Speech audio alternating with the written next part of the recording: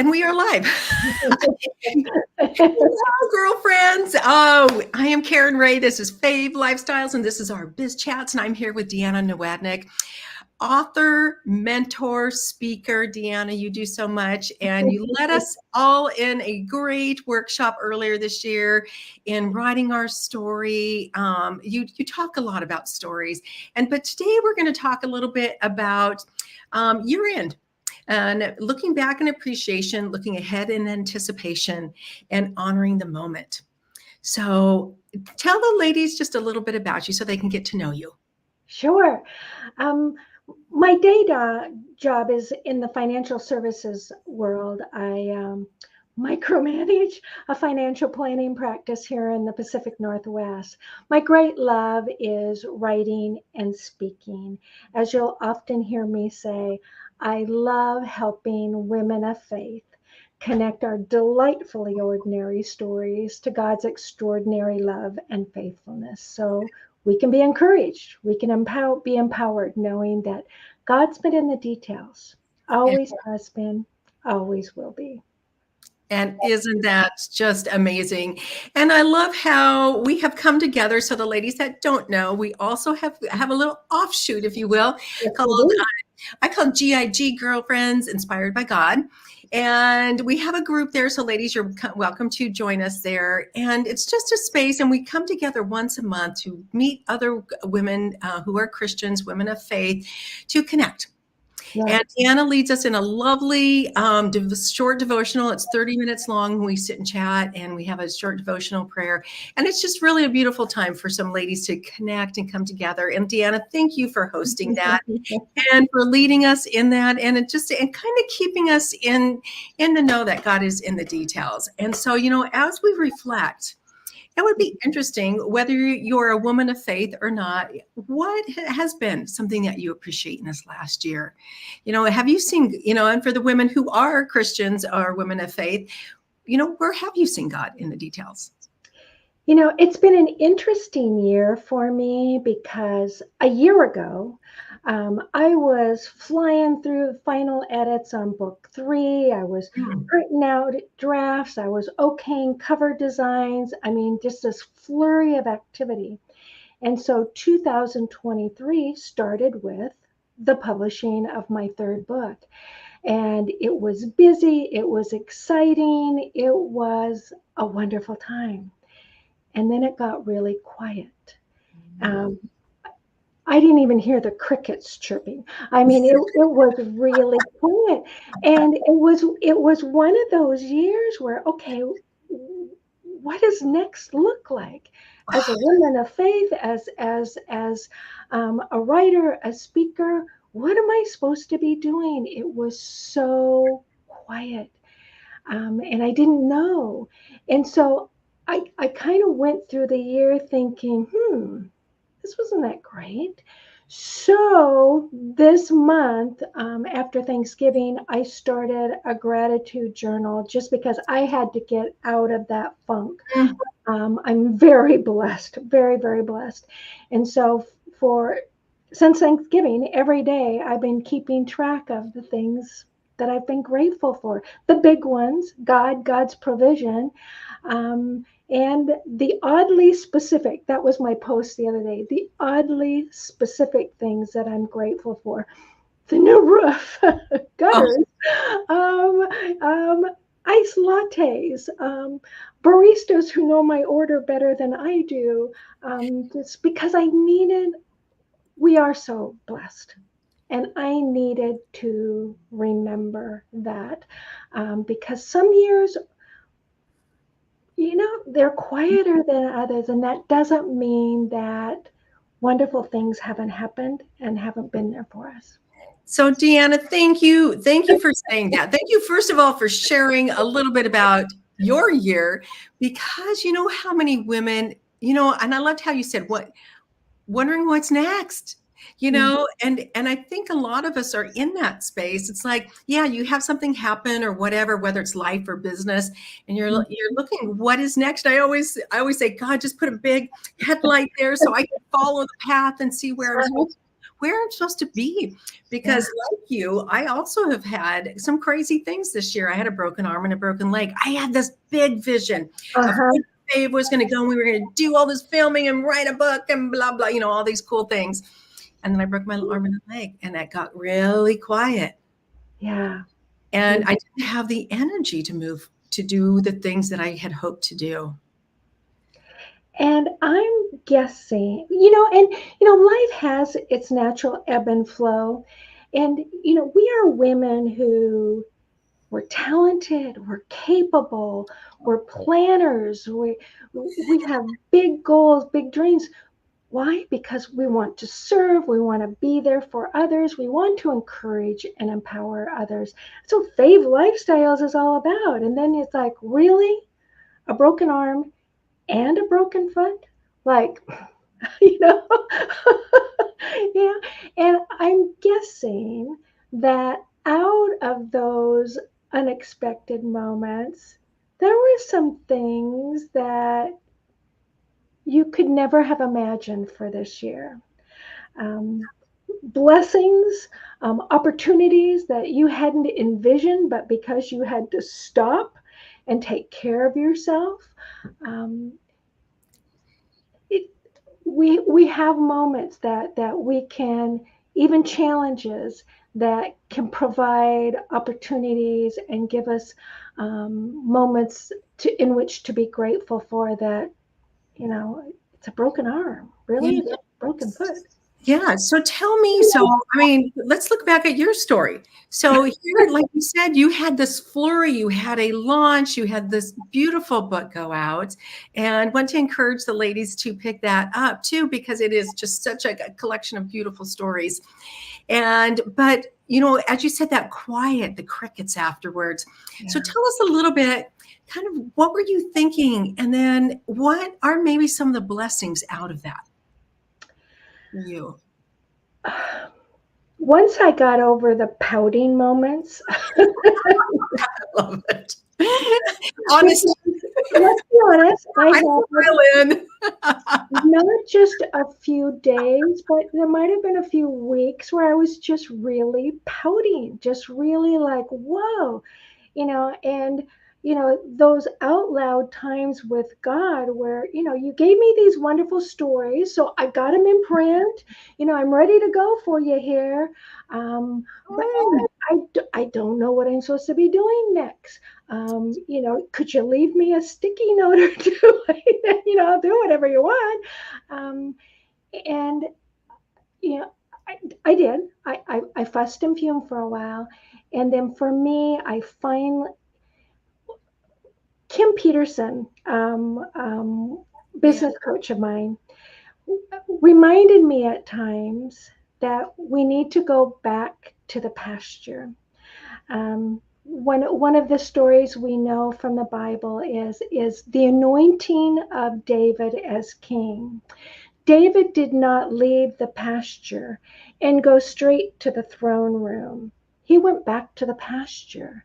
And there are times in our life when we need to go to the pasture. It doesn't mean that there won't be wonderful things out there for us. But right now, we need to be in the pasture. And for me, that's a time of study and prayer and kind of getting out of my way. Because if it's to be, I can make it up to me. And so that's what I did. I just immersed myself in messages for Fave, blog posts, what things that God might want me to be focused on, and using that time just for reflection. Wow. And it was hard. I was impatient at times. Can I get out of the pasture now? I'm there with you. It's like, okay, are you done with me? We in this phase? Can we move ahead? So that's really hard.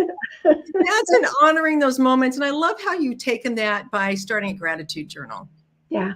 and that, and whatever, it'd be interesting what ladies, I would love to hear what some of our people out there listening in would be doing to honor that moment, to, what has your year been like? For one, what did you experience? Was it full of flurry and fluster and moving ahead, or were there some quiet moments where you had to sit aside, and how are you now honoring those moments? And so Deanna, yeah, so, and it could be different for everyone, yeah. And Yeah. so what does it look like in anticipation for the future? Now, as I'm finishing up, as I've had this time to reflect, um, I'm thinking about what my vision board looks like. I'm thinking about, what things, trip me up this year that I want to work through next year. How, as a writer and a speaker, I want to, go forward in the new year, but I'm making sure that I do it with joy and also anticipation and expectation. Not only being excited for the possibilities, but Hmm. expecting to be able to serve, to be able to be there um, as a writer and a speaker, not just hoping, but turning it into I expect to be able to share messages that connect to God's love and faithfulness. So, if I'm expecting to do that, what does that look like? Mhm. What would God have me be doing right now? What does that look like for real? And again, trying to get out of my way and focus on the bigger way. Yeah. And so when you say that, what are some things that you do? Is it like spending time in the Word? Is it talking to other people? What does that look like for you? I've the last several months, I've had this mantra going morning, noon, and night. I can compartmentalize God really, really well. Um, I'll read a chapter, do a little devotion, say a prayer in the morning, and then I'm off and running. And it should surprise no one that there have been moments that by noon I have fallen apart and things have not gone real well. So what can I do to stay immersed? And Mhm. so it's still morning quiet time before I log in and log on. But it's also what podcasts can I listen as I'm sitting there? Oftentimes I'll watch the news while I'm catching a lunch break. Okay, maybe there's a podcast that I can listen to. There's in the evening, I have found I've been watching The Chosen, just finding ways to stay connected throughout the day. Does that mean that I have no missteps? I only wish. But it means that as the missteps happen, as I, fall apart, as things unfold, it's easier for me to get back on track because I haven't gotten so far off track.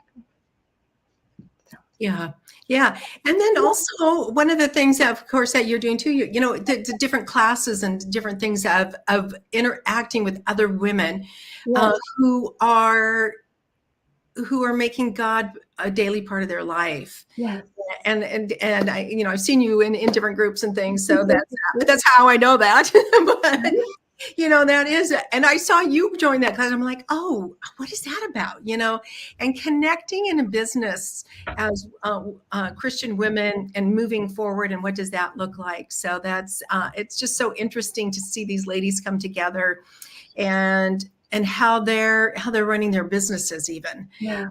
and putting God into their business or their job or whatever that looks like for them. So Because we can, for so long, like I said, with compartmentalizing God, I would feel like, it's not like I call a client and I'm saying prayers, but but when I'm interacting with clients, it just helps me better appreciate how I can serve, how I can be there for them. Mhm. Um, there may be opportunities to, I'll be asked if I'm a woman of faith, and I'm able to say yes. As a matter of fact, I am. And it's hopefully they're not asking that after at a moment. But it's helped me interact better with the home office because a lot of times the things don't go well with the big home office. So it's an important part of who I am, and I'm trying to make it a bigger part of who I am and a more consistent part of who I am. Yeah, and Deanna, that's not always easy. Uh-uh. It's No, not. and I don't even know always what that even looks like for me and my walk. And it's going to be maybe different for everybody how God. So you know what? It's like, who can I bless today? Mm-hmm. And how can I show up? How, and I don't always ask that. Sometimes I forget, And so, yeah, so it's interesting as we walk forward into this new year. What is that going to look like? Maybe there's just one little thing that women out there can kind of put into their life, whether that's something positive. If you're a woman who's not a Christian woman, but you just want to walk forward in a different way, adding that little piece and stuff. So, or if you are a Christian woman, what does that look like? Maybe you get into a new app or a new Bible study or something. Yeah, yeah. And when I finish up the gratitude journal, I'm going to go back to something that I think we might have done as part of Girlfriends Inspired by God, one of our homework assignments one month, but finding God in the detail. Yes. It's important for me to acknowledge where God is in the detail, because I can easily see where I feel like he wasn't. Like, I prayed for some discernment here. I prayed for some direction. I'm still waiting, still looking. Um, where if I am more deliberate about it and making notes, writing it down, um, it helps me better see. It helps me better walk in faith. It helps me be more grateful.